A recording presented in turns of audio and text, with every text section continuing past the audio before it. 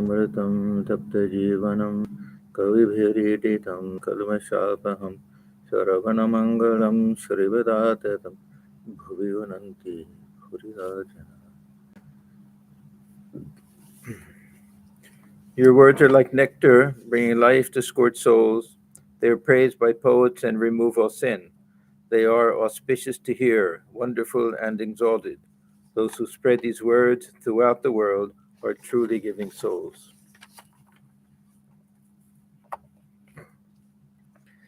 Welcome, everyone, to our class on the Gospel of Sri Ramakrishna. We're on the chapter, The Master and His Injured Arm. It is Sunday, March 2nd, 1884. Oh, today is March 3rd. Almost the same. And Sri Ramakrishna, he's in his room and listening to devotional music by Trailokya Sanyal of the Brahmo Samaj. And of course, M is there and some others. So we'll start on page 398.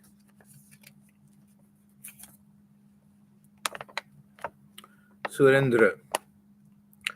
Yeah, the conversation had been a little bit about what we do in previous lifetimes and how that affects us. So Surendra, smiling, if by giving away money in a previous birth one gets wealth in this life, then we should all give away money now. Now, it sounds like a funny statement, huh? And it's not exactly the point that Sri Ramakrishna was trying to make, but he's smiling. He's telling it kind of humorously. Surendra was one of those who had money and was very, very generous, but at the same time very careful with his money. I won't say miserly or anything, but he didn't give it away easily. And he used to say that some people, it's painful to give money away. Anyhow, but he was very, very generous. We know that he paid most of the expenses for Sri Ramakrishna and Kashipur, and then when the first Varanagamut came, he was responsible for, Thakur came to him in some type of vision, and so he went to the boys and said, the money that I gave while Sri Ramakrishna was alive, I can give now also. So he was very, very generous that way. There's one nice conversation in the Gospel where Sri Ramakrishna says to him, generally, I can't accept anything given by people who earn their money through business means, through profit. That means you buy something cheap, you sell it expensive. It's a little bit, in his mind, a little bit, I won't say unethical, but he said, but you know why I accept the things that you give me, Surendra? Because you're so generous. You give away more than you take in. So Surendra was a complicated person. He could get a little bit of this Abhiman. If at one time Thakur didn't wear the garland that he gave, and he was so upset, and I won't come again, and like that. But a great devotee. He was very much devoted to Thakur and all the direct disciples. Master. Those who have money should give it to the poor and needy. We don't hear Sri Ramakrishna talking in this vein very much. Some people get the impression he didn't care. He said first realize God, then worry about dispensaries and helping other people and everything. But this was a very strong thing with him, that he didn't like it when there were wealthy people who hoarded their money and didn't do things to help others. Those who have money should give it to the poor and needy, to Trailokya. Jaygopal Sen is well-to-do. He should be charitable. That he is not so is to his discredit.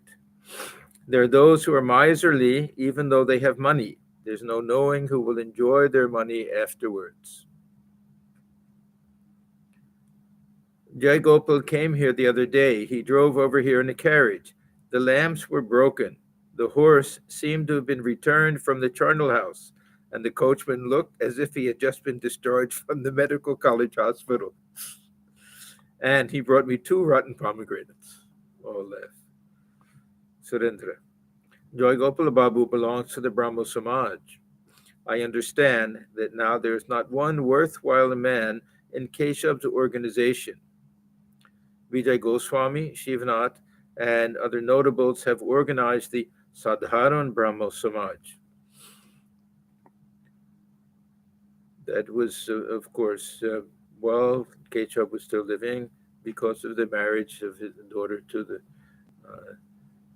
when she was a little bit underage, according to the Brahmo age restriction. Then I think Keshav already passed away. Huh? Yeah. So after that, yeah. So it really, Vijay Goswami Shivanath, they separated, and then they called theirs the Sadharan Brahma Samaj, General Brahma Samaj, we can say, and then Keshav renamed his the Navavidhan, the new dispensation. Adi Brahma Samaj split. That'll be the one that split. So I don't think there was any. Maybe after the Navavidhan fell apart, then they started just using Brahmo Samaj again. Adi Brahmo Samaj was what they called, I think, Devendranath. Yeah. Master smiling. Govinda Adhikari, it is said, would not keep good actors in his theater lest they should claim a share of the profit. All left. The other day I saw a disciple of Keshav. A theatrical performance was being given in Keshav's house, and I saw the disciple dancing on the stage with a child in his arms. I understand that this man delivers lectures. Probably Thakur said that in English. He had better lecture to himself. Trailokya sang. Upon the sea of blissful awareness, waves of ecstatic love arise. Rapture divine, play of God's bliss. Oh, how enthralling. Wondrous waves of the sweetness of God, ever new and ever enchanting, rise on the surface, ever assuming forms ever fresh. Then once more, in the great communion, all are merged as the barrier walls of time and space dissolve and vanish. Dance then, O mind, dance in delight with hands upraised, chanting Lord Hari's holy name. Sri Ramakrishna requested Trailokya to sing the song beginning, O Mother, make me mad with thy love. This was probably both of them, but this one is definitely Trailokya's own composition, certainly inspired by Sri Ramakrishna himself. Trailokya saying, O Mother, make me mad with thy love. What need have I of knowledge or reason? Make me drunk with thy love's wine. O thou who stealest thy bhaktas' hearts, drown me deep in the sea of thy love. Here in this world, this madhouse of thine, some laugh, some weep, some dance for joy. Jesus, Buddha, Moses, Gauranga, all are drunk with the wine of thy love. O Mother, when shall I be blessed by joining their blissful company?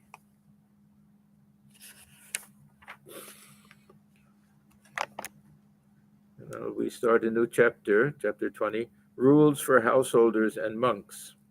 Sunday, March 9th, 1884.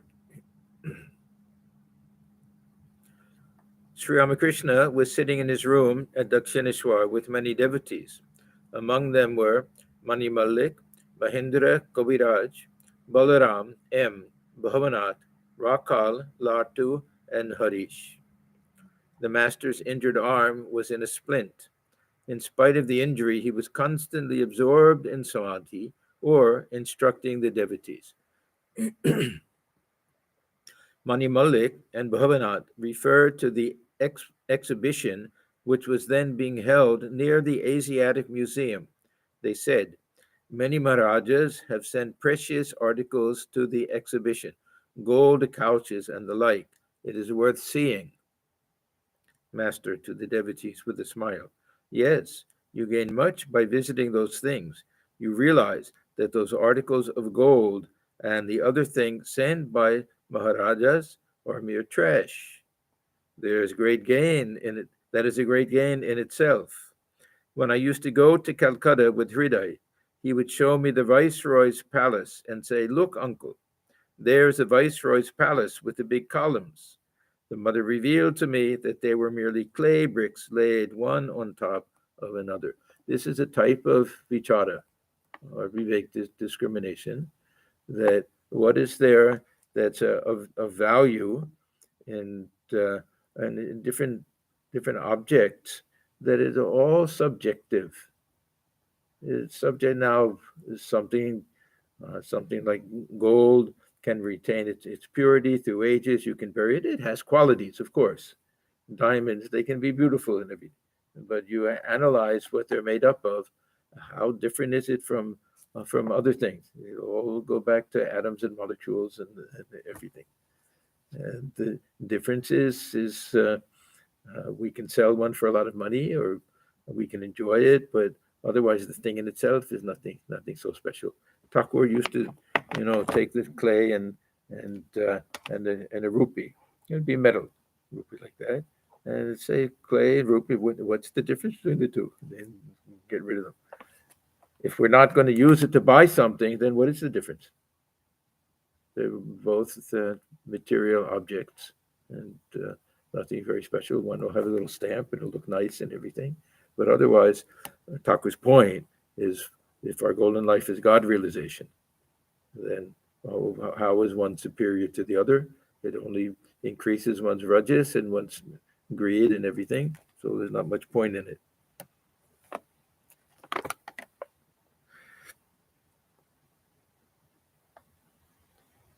Yeah, it's interesting. The mother revealed to me that they were merely clay bricks, the big columns, laid one on top of another. In India, almost every building, no matter what anything is, everything starts to peel away and you see bricks.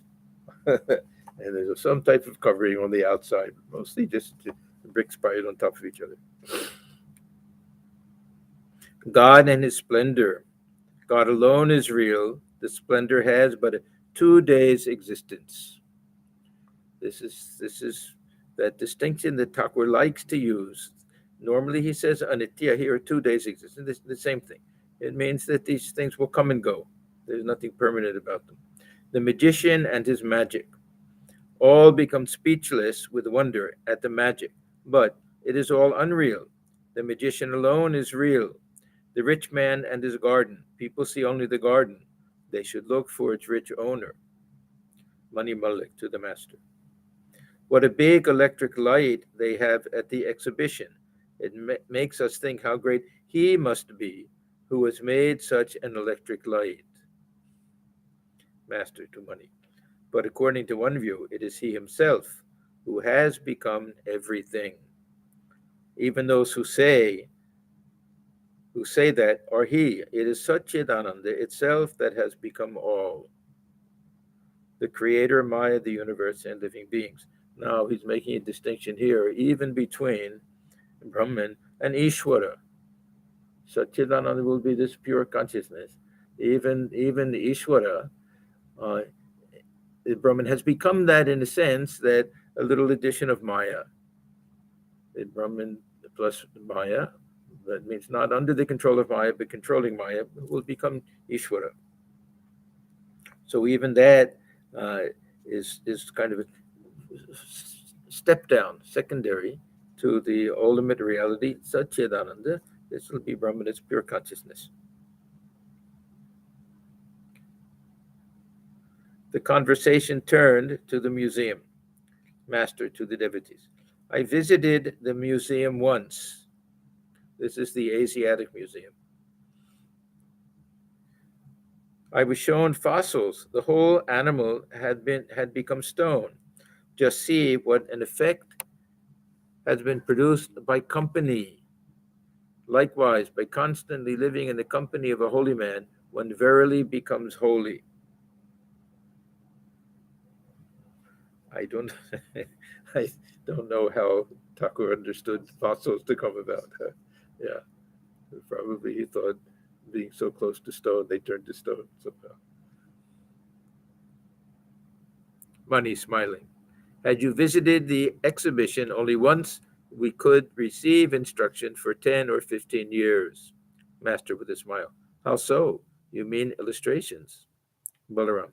No, you shouldn't go. Your arm won't heal if you go here and there. Master. I should like to have two pictures, one of a yogi seated before a lighted log, and another of a yogi smoking hemp, and the charcoal blazing up as he pulls. Such pictures kindle my spiritual consciousness as an imitation fruit awakens the idea of a real one. Yeah, this smoking of hemp by the yogi, by the sadhus, this is a very common thing. I don't know, throughout India, especially North India, in Benares, you'll see sadhus there. But they won't do it to just get up and sing and dance. They don't sit in meditation. Should, at least.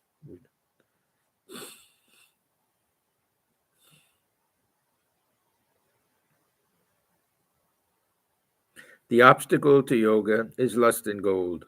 Yoga is possible when the mind becomes pure. The seat of the mind is between the eyebrows, but its look is fixed on the navel and the organs of generation and evacuation, that is to say, on lust and gold. But through spiritual discipline, the same mind looks upward. Now, this is a very curious statement. This curious statement that he says, the seat of the mind is between the eyebrows. He says, Maner Bash Kopalik. Now, generally, we have different ways of trying to understand what is the seat of the mind, and what is the location of the mind. Now, first thing is that it belongs to a subtle realm and not exactly this physical realm. So it may be a mistake to even try to place it somewhere physically. One idea. But even the chakras are subtle for that matter. Yes. Physical. Yeah. So this is the other idea, that the mind will dwell in different places.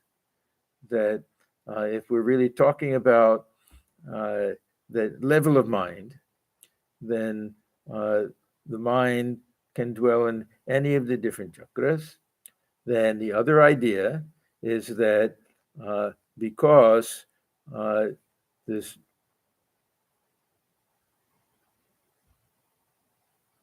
sense of self is connected with the heart center, the mind will be connected, manas, as heart, will be connected with the heart center. Then, other idea is that the mind pervades the whole body. Now, they say that because that sense of touch is everywhere. Whatever we touch, so that mind will pervade the whole body. But in the Upanishads, doesn't it say there are 101 nadis in the heart? In the heart. And when the prana goes to rest, it is there. Yes, so generally we think, from the Upanishads, at least consciousness, but manas also, to some extent, is generally thought of in the heart. But now, what Ramakrishna is saying is two things. That the seed of the mind, why he says that, and bas is the word, just dwelling place. I clearly remember reading in one of Atmajnananda's books that the mind and heart are used interchangeably or sometimes even. No, this is very important, mind and heart. I've spoken about this many times because I find it very interesting that in Sanskrit there's only one word for both. I mean, we have words hriday and everything, but manas is equally translatable as mind and as heart. There's no distinction that and it's considered to be within the heart center. The mind is identified with the heart center, and if we understand mind to be the seat of experience and feeling and emotion, then we say the heart. Now, it's more of a modern thing to think about the mind in the head. And I have my theory about this. Those who... Just now it struck me, Maharaj. When Naren was young, And every day when he used to, just before falling asleep, he'd see a bright light yeah, between his eyebrows, between his eyes, and it would get bigger and bigger and burst, and he'd fall asleep. Yeah. Now, okay. Ramakrishna also told one time to meditate on this one, right? That was Totapuri told him. Yeah, when he pressed the glass there and everything. Yeah, there are different types of meditation. We'll get to that. Thakur generally said the heart, but then we'll see. We'll get to it. The Gyanis can meditate at the sahasrara or between the eyebrows. There'll be different ways of doing it. Here, the mind is he referring rather to the intellect, which we identify as a few. It could be, but why do we identify the intellect with the head? But we never feel intellect here, we always feel. Yeah, but why? Yeah, but the buddhi is always, when they say buddhi or intellect. No, but she's right. She's right. Yeah. No, but she's right. That when we feel that we think in the head. Huh? Why is that? No. Suppose we don't know that there's a brain. Suppose we have no idea. Even if we have no idea that the brain is there, maybe the brain is in my office at home. It's a good. Yeah, but know why? It's an interesting thing. We're just told to think about it. No, we're not told. Like 2-year-olds It's a natural thing. Yeah. Okay, my theory. Because our senses are all here, and because we speak, the hearing is here, and our seeing is here, and mouth is here, and we hear ourselves think because the mouth and everything is here. Except the skin. Except everything is here. If this is my theory, if all of these say the brain is here and all of the senses are down in our knees, we'll think that we think in our knees. If we see from our knees and we hear from our knees and we speak from our knees, we'll think that it's just a psychological thing that makes us place the mind in the head and the feelings, emotions in the heart. Why do we feel connected with the heart? Because of the lungs and the beating of the heart and the rapidity of the lungs. When we have any emotional feeling, the two organs that are affected are the lungs and the heart. That's also the main reason. Otherwise, mind is a subtle thing. It has no real location in the sense you can cut open the body and find it. We know there's a connection with the brain, but before people knew about the brain, even people we feel that we think. We hear ourselves think in the head because we talk. That's where our tongue is and everything. Anyhow, my theory. But generally, they'll say mind pervades the body. This is one way of looking at it. And the seed of consciousness, at least the Upanishad, Brahmapuram, is the cave of the heart. They'll use that type of language. And it's true, manas means equally heart and equally mind, because it's an artificial distinction that we make, is all of these are experiences that come through the instrument of mind. Even feeling, it has to come through the mind. It may not come through words and be articulated the way other things are, but still, everything that we experience through the mind within consciousness itself. So why he says here that the seat of the mind is between the eyebrows, I don't know why. And I don't remember him saying it any other time exactly like that. But then he says, but its look is fixed on the navel. That means the mind. So somehow, this goes back to the Kundalini idea. If the mind is on a lower level, then the gaze of the individual, that means our attention will be on the physical body. And only when it gets a little bit higher, see, when it gets all the way to the Agya chakra, then we don't even see this external world. Thakur says, and then we see everything is light at that point, and then it goes higher, and we merge in Brahman like that. So it is curious for this. He's not saying that the mind dwells there, but the seed is there. Bas, it means it's home, it's a dwelling place. But then he says, but its look is fixed on the navel and the organs of generation. That means, Thakur says, the ordinary person, that this kundalini or this energy or where the mind, it really means that our mind is on the 3 lower chakras. And it's only when we attain some higher spiritual level, the mind gets raised to the heart center.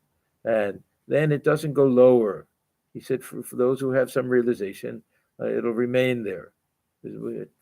Thakur's state, of course, was like that. But through spiritual discipline, the same mind looks upward. So this mind, even if its seat is here, it has that it can travel, you can say that, and we don't have to think in terms of spatial location at all. We can just think of where's the mind focused. Where do we live? What do we think about? How do we identify ourselves? We identify more with the body, and with the, not just the body, but with the passions. If we're talking about the lower chakras, that this is all has to do with rajas and tamas and everything. Maybe the prana as an instrument of the mind goes where this will have to be prana working on a subtle level. Yeah, because even the mind will have to have some prana. That means just some energy, some ability to redirect itself and everything. What are the spiritual disciplines that give the mind its upward direction? Now, if we're saying that the mind, this is the seat of the mind, we don't have to worry about upward direction because it's already as high as it's going to go, other than Nirvikalpa Samadhi. So now he's talking about the ordinary mind that's generally with the lower 3 chakras. How do we get that to go higher? And again, I don't think it's necessarily helpful to worry about the spatial idea. Going higher means here, higher means to a subtler realm and purer realm and everything. Yeah. What are the spiritual disciplines that give the mind its upward direction? One learns all this by constantly living in holy company. So a lot of this is not necessarily things that we read in books or just a list, do this, 1, 2, 3, 4, 5, but we feel inspired. We feel inspired, and the mind gets lifted up. Well, we don't have so much control over the mind that we can lift it up ourselves. It has to somehow be lifted up. We're very limited that way. That some external force has to be there. We may say grace, we may say divine presence within, or this power of holy company, but something. If we fall on the ground, we can lift ourselves off of the ground, but we can lift ourselves up to the ground. We can't lift ourselves off of the ground. No matter how strong we are, somebody else has to do that for us.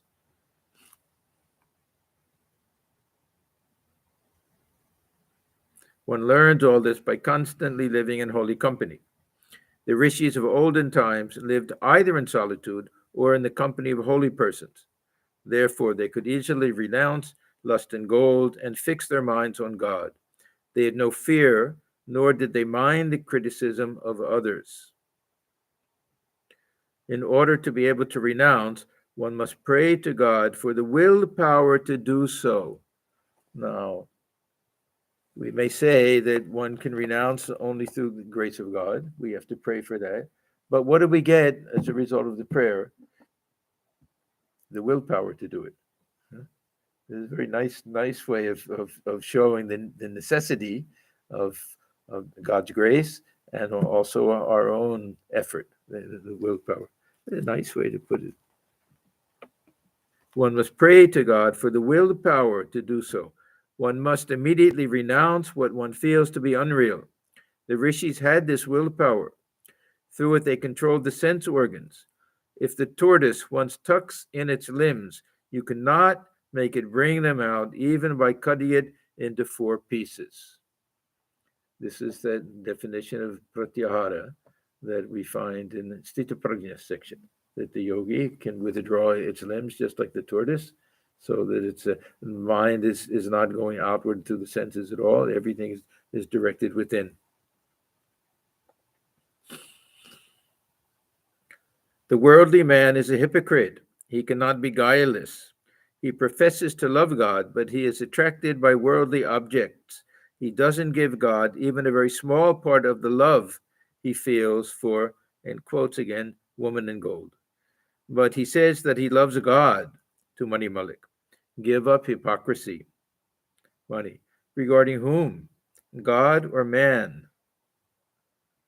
Master. Regarding everything. Yeah, this is funny why he asked that type of question. This hypocrisy with regard to God. How can we think that God doesn't know what's in our hearts? We can fool other people, maybe. We can even fool ourselves a little bit. Hypocrisy in the name of spirituality, that's probably. Yeah, with regard to spiritual life, maybe. But he says, regarding whom? God or man? Regarding everything, man as well as God. One must not be a hypocrite. How guileless Bhavanat is. Now, Bhavanat is there unless he stepped out. He should be, we read in the very beginning that he was in the room with all of the others. Bhavanat's case, we know, is such a hard to understand case, how Thakur loved him and everything, and how he just drifted away towards the end. Thakur seems that he placed him on the same level as even Swamiji and Rakal and everything. Of course, nobody on the same level as those two exactly, but within that realm of this Nitya Siddhas, sometimes Ishvara Koti, we assume that he thought that he would probably be one of the monks and everything. But marriage was arranged for him. He got married. In the beginning, you'll see how they praised him. He and his wife only talk about God, this and that. And then next thing you know, there's a child and he's busy. He doesn't have time to go to Kashipur. Why and how it happened, very mysterious. How guileless Bhavanat is. After his marriage, he came to me and asked, why do I feel so much love for my wife? Alas, he is so guileless.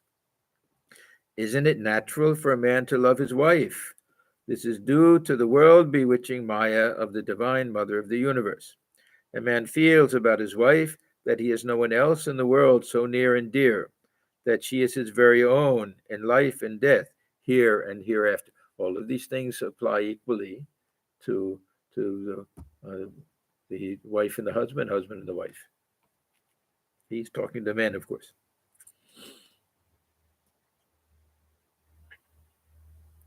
Again, how much a man suffers for his wife. Still, he believes that there is no other relative so near. Look at the sad plight of a husband. Perhaps he earns 20 rupees a month and is the father of 3 children. He hasn't the means to feed them well. His roof leaks, but he hasn't the wherewithal to repair it. He cannot afford to buy new books for his son. He cannot invest his son with the sacred thread. He begs a few pennies from his different friends. Thakur observed all of these things. These were not uncommon things, especially since it was very hard to earn money for the Indians working for the British in civil service jobs and everything. It was not easy for them to make much money. Now, it sounds like he's talking about women in general. He's not, because he says, but a wife endowed with spiritual wisdom is a real partner in life. She greatly helps her husband to follow the religious path. After the birth of 1 or 2 children, they live like brother and sister. Both of them are devotees of God, his servant and his handmaid. Their family is a spiritual family. They are always happy with God and his devotees. They know that God alone is their own, from everlasting to everlasting. They are like the Pandava brothers. They do not forget God in happiness or in sorrow. This, of course, was the ideal for the Vanaprasthan stage of life, but Thakur felt that there was a very special class of devotees that didn't have to wait that long. After one or two children, that they could really lead that type of life at that time. The longing of the worldly minded for God is momentary, like a drop of water on a red-hot frying pan. The water hisses and dries up in an instant. The attention of the worldly minded is directed to the enjoyment of worldly pleasure. Therefore, they do not feel yearning and restlessness for God. Yeah, this question of who was a worldly person and who was a spiritual person, that everybody is a mixture.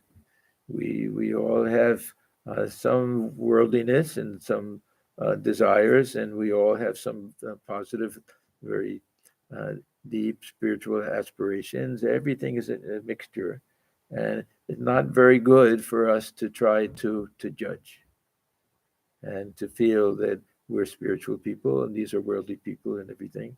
That we don't know in a second who has some fall and who else, by some grace, can become a very spiritual person. And but Thakur makes these distinctions so that we can observe and we can see not other worldly people, but those worldly tendencies in ourselves, and try to root them out. What can we do to get rid of these things? This samsari log. Sometimes it means worldly people. Other times it just means the householders, those who are living in the world. It doesn't always have a very negative connotation. And those who take to monastic life, they can have all of the same hidden desires, and they'll have some good, some scholars, of course, but it doesn't mean that they will automatically reach some very high state of purity and spirituality. And yes, it's they have some good fortune and some good samskaras maybe, and we don't know our karma. We see some householder devotees that really represent a very high spiritual ideal, and we'll see many monastics who are good people, but they won't necessarily be spending all their time in deep meditation and spiritual practice and everything. So everyone is a mixture. So when he says the longing of the worldly minded for God, he's not talking about householders in general. He's really talking about those who have no interest in spirituality. That the only purpose of life is enjoyment. If there's no interest in something higher, then of course there's nothing else but enjoyment. Otherwise, the life is just boredom. Most people, what they look for some diversion to overcome boredom, or to somehow divert their mind from the painful side of life. So Thakur doesn't look down on these people or anything, but he wants the devotees to understand that we have to do this type of self-analysis to see what the tendencies of our own minds are. The longing of the worldly minded for God is momentary, like a drop of water on a red-hot frying pan. The water hisses and dries up in an instant. The attention of the worldly minded is directed to the enjoyment of worldly pleasure. Therefore, they do not feel yearning and restlessness for God. People may observe the Ekadashi in three ways. Ekadashi is generally a fasting day. In India, traditionally, Ram Nam is sung the 11th day of the phase of the moon. First, the waterless Ekadashi. They are not permitted to drink even a drop of water. Likewise, an all-renouncing religious mendicant completely gives up all forms of enjoyment. Second, while observing the Ekadashi, they take milk and sandesh. Likewise, a householder devotee keeps in his house simple objects of enjoyment. Third, while observing the Ekadashi, they eat luchi and chakka. They eat their fill. They keep a couple of loaves soaking in milk, which they will eat later on. The footnote. This observance is an Ekadashi in name only, since the observer fills his stomach with delicious food. By avoiding rice and a few cooked articles, he keeps to the letter of the law. Yeah, I was always confused in India when I would hear people saying that they were fasting. I'm watching them eat. I said, what does that mean? Fasting. Oh, we're not taking any rice today, or we're not taking this today. I think it's something. At least it's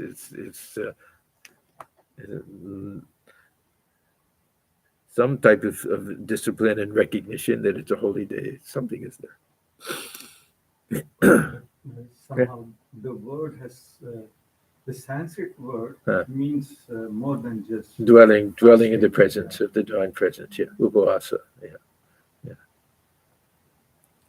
But it's come to mean, not taking food. You have to what? Keep Starve all the senses.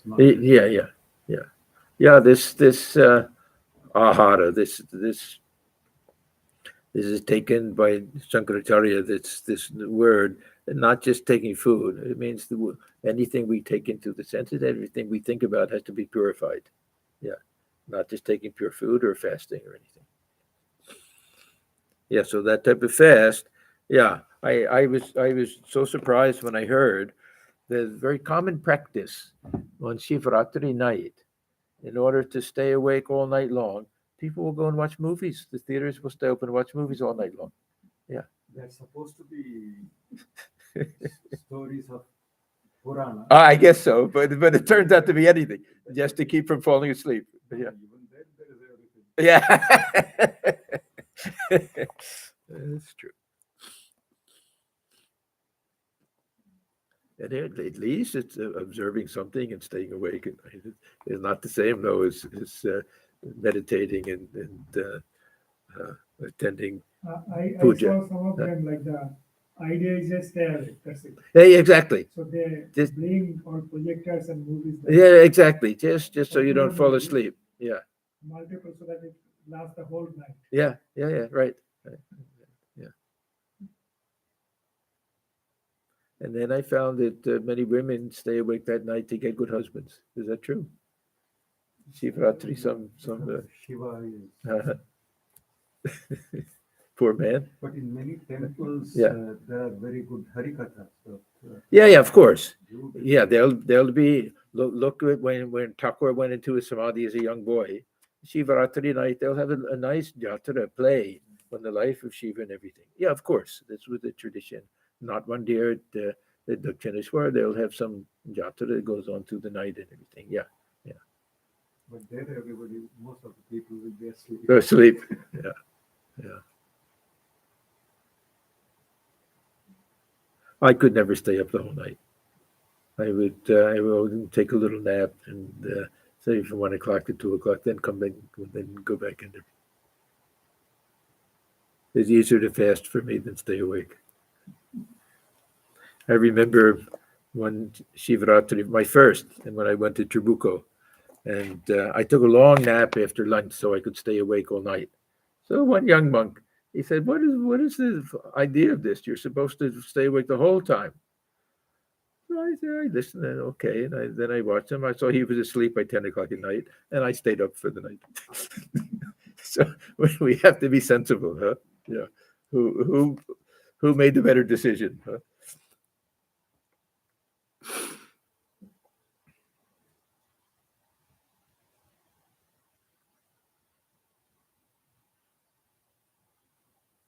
A man practices spiritual discipline, but his mind is on woman in gold. Normally, I don't use this term, woman in gold, but this means the same thing, that the mind gets directed towards sense enjoyment, sexual enjoyment also, whether man or woman or whether heterosexual or homosexual, doesn't matter. That this is a natural tendency of the mind to go down. And if that type of mind is practicing spiritual discipline, then mind will go in that direction. But this is everybody's mind is not at the beginning on a very high level. We have to start with this. We have to understand that and do our spiritual practice, and just what Thakur says, pray for that willpower, pray for that strength.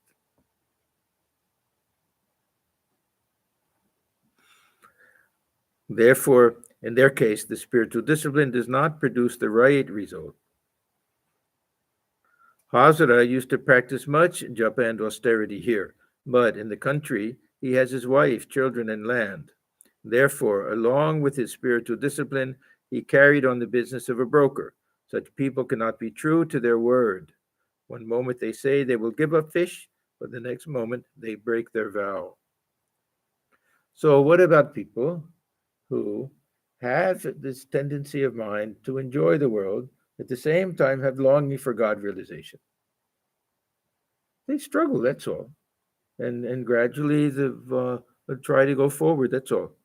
Is that no one should feel that spiritual life is not possible for them. That we just start at different levels and different stages, and gradually we try to purify the mind as far as possible.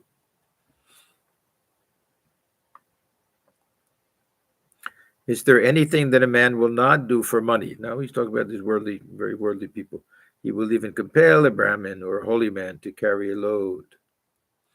In my room, sweets would turn bad. Still, I could not give them away to the worldly minded. I could accept dirty water from others, but not even touch a jar of a worldly person. Yeah, Thakur was very sensitive to these things. And of course, a lot of this, the sweets in his room, either it's prasad or things that devotees brought in order for him to give to other devotees. But notice that no question of who is wealthy or who is from a high caste or anything like that. Only distinction is who has that purity of heart.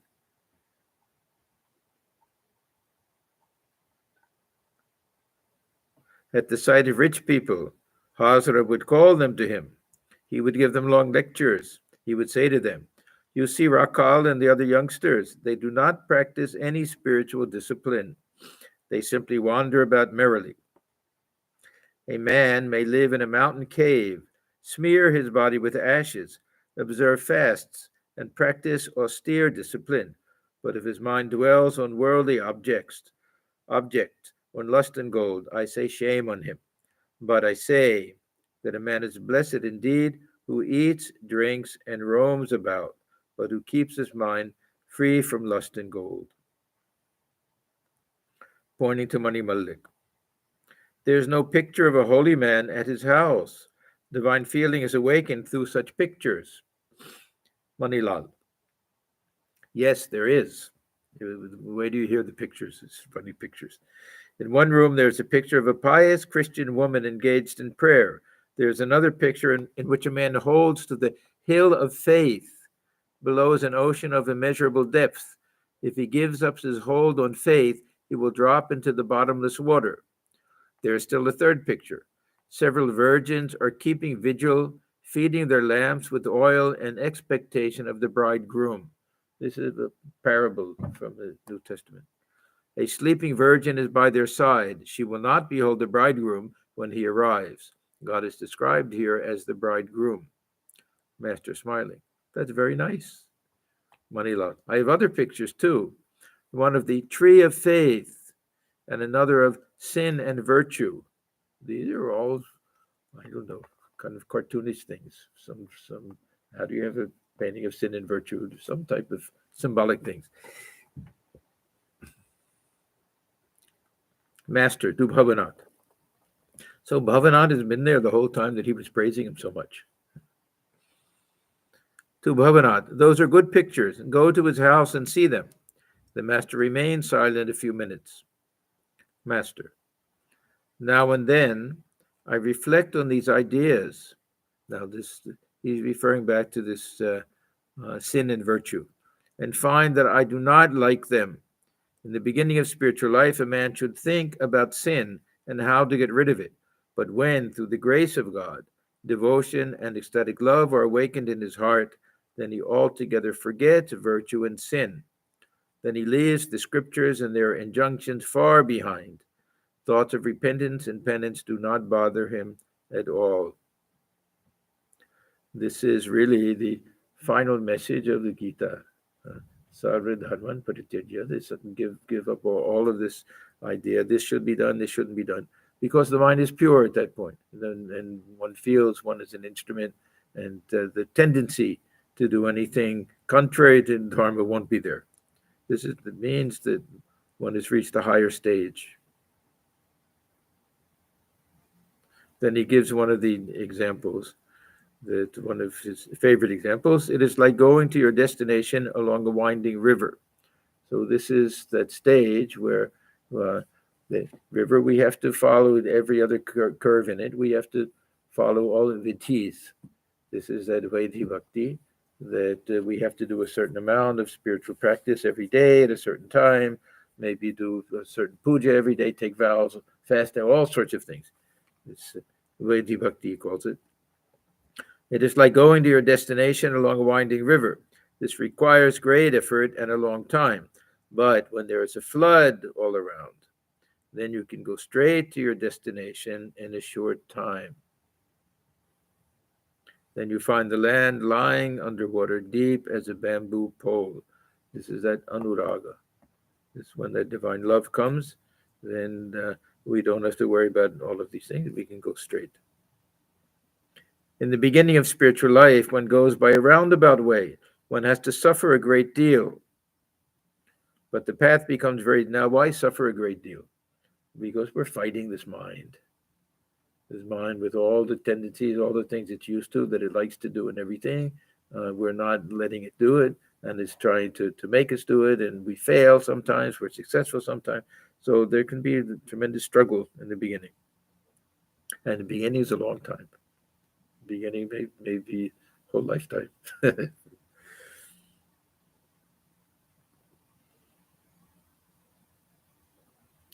So in the beginning of spiritual life, one goes by a roundabout way. One has to suffer a great deal, but the path becomes very easy when ecstatic love is awakened in the heart, anuraga. It is like going over the paddy field after the harvest is over. You may then walk in any direction. Before the harvest, you had to go along the winding balk, but now you can walk in any direction. These were things Thakur saw all of the time. There's so much paddy in that area of the country. Yeah, if you don't go along the balk, you'll be knee deep in water some places there. But afterwards, they cut everything down and walk anywhere. There may be stubble in the field, but you will not be hurt by it if you walk with your shoes on. Just so, an aspirant does not suffer if he has discrimination, dispassion, and faith in the Guru's words. Sometimes he says that bhakti are the shoes that you wear, also, if one has devotion. Manilal to the master. Well, what is the rule for concentration? Where should one concentrate? Now, this question comes up many times. Usually it's where should one meditate? Concentrate, meditate. And it means, again, this idea that we can fix the mind in a certain area of the body through imagination and through feeling. There's two ways. One, we can really try to feel any center of the body. We close our eyes, and we can feel the heart center, mostly through this kind of beating of the heart. Have some feeling. We can feel the bottom of our feet touch the ground, if we direct our mind there. If we want, we can feel even the eyes turning inward, and that space there. We can feel it. And the other is through imagination, that we were picturing that Ishta Devata residing in a certain area of the body. So these two things mainly. Then he gives the answer that he almost always gives. The heart is a splendid place. One can meditate there or in the sahasrara. Now, he'll give other times, generally 3, either up here or between the eyebrows and within the heart center. And generally we hear he'll talk about Vishnu yoga, the devotee in the heart, sometimes the jnani here, sahasrara, sometimes we're told meditate in the guru, Sitting in the 1,000-petaled lotus, and these are all partly, I guess, to try to raise Kundalini, partly just to use this power of imagination to picture these things taking place in different centers of the body. There are rules for meditation given in the scriptures, but you may meditate wherever you like. Every place is filled with Brahman consciousness. Is there any place where it does not exist? Now, this may be true, but Thakur, as I say, always talks about the heart center. We have the one instance that we always cite, our Swami Virajanandaji, that at one time he did long, intense meditation and japa for 16, 18 hours a day. And he developed these terrible headaches and everything, and nobody knew why. And he consulted Raja Maharaj and others, and nobody knew. And then finally, Holy Mother, she said, "My child, where do you meditate?" And he said, "Between the eyebrows." And she said, "No, my heart, keep your focus within the heart center." And then the headaches disappeared after that. So there's one instance that we know where Holy Mother specially gave that in that type of instruction.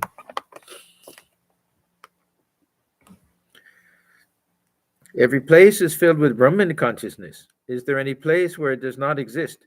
Narayana, in Vali's presence, covered with two steps, the heavens, the earth, and the interspaces. There's a footnote, a reference to a story in the Bhagavata. King Vali was proud of his charity. God appeared before him in the form of a dwarf and asked him for the space that he could cover with 3 steps, the Vamana. Well, he granted the boon. With 2 steps, the Lord covered the earth, the heavens, and the interspaces. Well, he was forced to place his own head before the Lord for the 3rd step. This curbed his pride. Is there any place left uncovered by God? A dirty place is as holy as the bank of the Ganges. Now, this Thakur, he had different moods, and he had different spiritual practices. When he practiced this, some tantric practices with the Bhairavi, he did all of these things to see no distinction between even a sweet meat, even some sandesh, and droppings of a jackal. Both made of these 3 gunas. Both can be put in the tongue, and no reaction will be there if the mind goes to a higher level. But it wasn't his normal mood. Normally, his body was so attuned to pure and impure. But this is one type of practice and one type of God-realized soul, Pishachavat. We'll talk about these different types. And we remember the Purnagyani, that was it Hazra Hridoy ran after him. He wanted some instruction from him. Hridoy, yeah. And he didn't want to, he just wanted to go through a brick adder. Anyhow, he really kept going. And he said, when you make no distinction between this holy water of the Ganga and this dirty ditch water, that means sewage, across sewage, and this water, then you'll have attained the highest knowledge. So this isn't for everyone. There's one type of tantric path. A dirty place is as holy as the bank of the Ganges. It is said that the whole creation is a Virat, the universal form of God. There are 2 kinds of meditation, one on the formless God and the other on God with form. But meditation on the formless God is extremely difficult. In that meditation, you must wipe out all that you see or hear. You contemplate only the nature of your inner self. Meditating on his inner self, Shiva dances about. He exclaims, "What am I? What am I?" This is called Shiva Yoga. While practicing this form of meditation, one directs one's look to the forehead. So that'll be between the eyebrows. It is meditation on the nature of one's inner self after negating the world, following the Vedanta method of neti. Not this, not this. There's another form of meditation known as the Vishnu Yoga. The eyes are fixed on the tip of the nose. Half the look is gazed inward and the other half outward. We read this in Gita. Not Agre, huh? On the tip of the nose. That is how one meditates on God with form. Sometimes Shiva meditates on God with form and dances. At that time, he exclaims, Rama, Rama, and dances about. Sri Ramakrishna then explained the sacred word Om and the true knowledge of Brahman and the state of mind after the attainment of Brahma Jnana. We'll stop here. We'll begin with this next time.